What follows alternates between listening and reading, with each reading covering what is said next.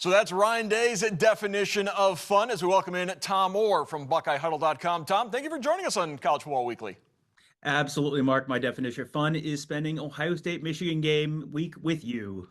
Well, I appreciate that, Tom. As the Buckeyes, they have taken care of business for 11 straight weeks. According to Ryan Day, they've been building everything up to this week, taking on Michigan. Yeah, no question. Since week one against Texas, the rest of this Ohio State schedule has been pretty just okay, and they haven't really been pushed for 60 minutes since week one, and that was before Labor Day. So now here we are. The next time they're on the field is going to be after Thanksgiving. And you do get the sense that this whole season has been building specifically to this game. I think there's a lot of Ohio State fans who they're 11-0, and I think there's a lot of Ohio State fans who probably are looking right now and saying, that's great, but you haven't done anything yet. You haven't done anything until you beat Michigan, until you win the Big Ten, until you make another run in the college football playoff. So, yeah, I do think you're exactly right. Everything so far this season has been leading to this week, and then now is when the real fun starts. Yeah, according to Carson Hinsman, all they've done is won a turtle, referring to Illinois when they went over Illinois earlier this season. But this is what we've heard the last 5 years from Ohio State. In the last 4 years, they've lost to Michigan. Why is this year going to be different for the Buckeyes?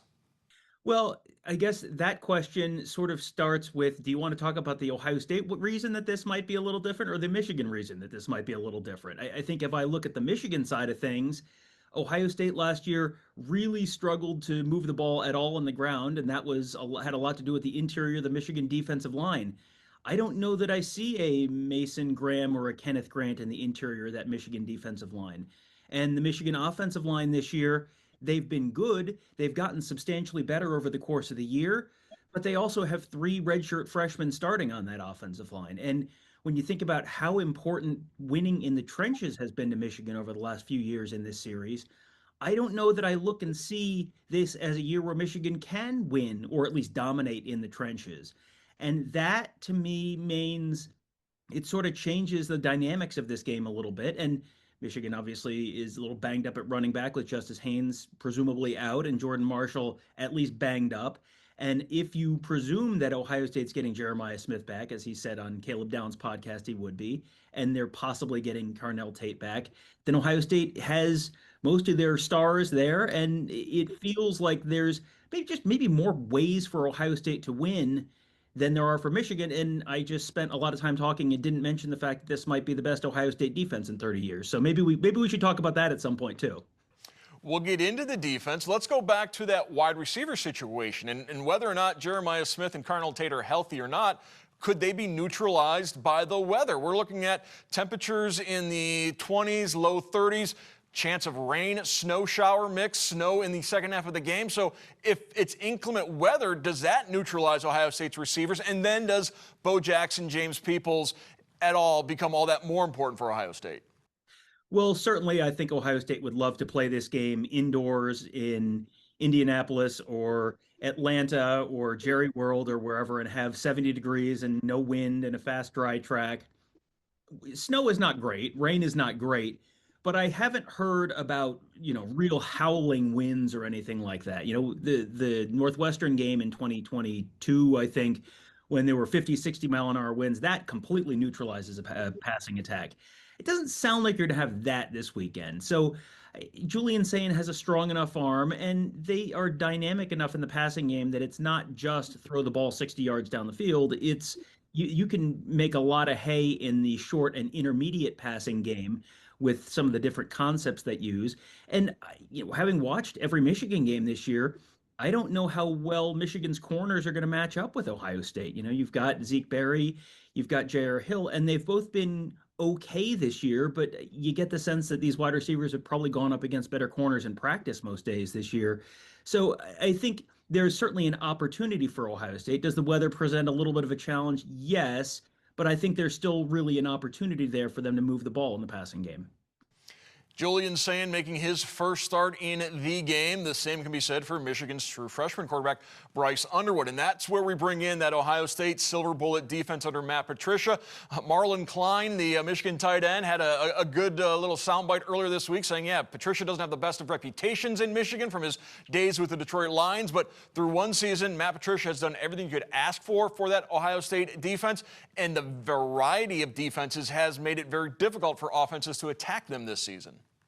Yeah, Matt Patricia has definitely brought just a bunch of new stuff to the Ohio State defense, and it hasn't just been sort of throwing stuff at the wall and seeing what sticks. It's all been kind of done with a purpose. Patricia spent that year between NFL and his stint at Ohio State just really studying the college game, and you can see that on the field. He's really modernized the Ohio State defensive front. He's modernized some of the coverages that they have and just how they sort of mix and match things. And just they do a lot of stuff where they're going to show one thing, and then after the snap, they're going to rotate into something completely different. That has presented challenges for even veteran quarterbacks. Illinois quarterback Luke Altmaier, I think, was a fifth-year senior, multi-year starter, and he really struggled with that at times. And I think Ohio State is really just starting to get into some of the stuff that they're going to want to do because, as I said, they haven't really been challenged a ton this season, so they haven't really had to dig too deep into that toolbox. I think there's a lot of stuff still left to come out, and I think that starts this week against Michigan, and then whether the next game after that is in Indianapolis or in the college football playoff, I think there's still a lot of stuff that's still in there that Matt Patricia has not pulled out yet. There's been some rumblings that Arvell Reese has been quiet the last couple of weeks. Could that be one of those tools that's about to be unleashed against Michigan? Yeah, I think Arvell Reese is really a player to watch in this game because Bryce Underwood, the true freshman quarterback for Michigan, he has a strong arm. He's mobile. He's not Denard Robinson. He's not Braxton Miller as a runner, but he's mobile. He can make plays with his legs. He's a threat with his legs. But I think you're going to see, you've seen Ohio State, how they defended quarterbacks like Damon Williams from Washington, for example, where they just sort of, they call it caging him. They want to keep him penned in. They don't want to let him get out.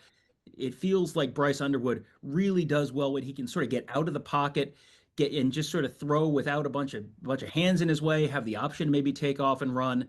I think Ohio State's going to try and keep him in that pocket as much as they can. And if they don't, at least sort of flush him in a sort of a predictable way where then you can have Arvell Reese, as that sort of quarterback spy. We've seen him and Sonny Styles do that a bunch this year. Just be sort of out there waiting, keeping an eye on, don't let the guy take off and break off a long run.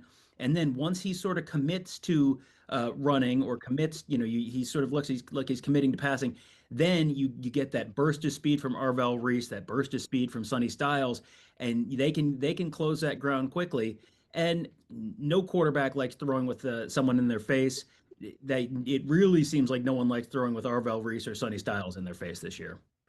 Now, this week we've heard from both Michigan and Ohio State a similar mantra: new game, new season, new team. What's happened the last 4 years won't make an impact on this game this year. Are you buying that? I think you have to. I mean, this is a completely new Ohio State team, and it's really a very different Michigan team than it was a year ago. A lot of new faces. You got some new coaches, and yeah, other than the idea that maybe there's a mental block or something for Ohio State, which I don't really buy into. I think you really have to look at this as kind of a new year, clean slate. I think you go back to that famous meeting that they had at Ohio State after that Michigan game last year. That felt like that was sort of the turning point for the Ohio State program, where they walked off the field. Ryan Day walked off that field at the end of that Michigan game last year, almost in a daze, it seemed like. And then you had that team meeting, and it was sort of a clear the air thing. And that was the moment that it feels like the switch flipped, and it has been a completely different Ryan Day.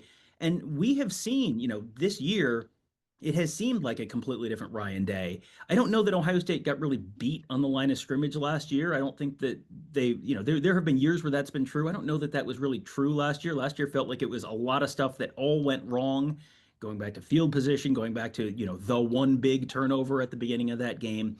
All of that kind of went against them.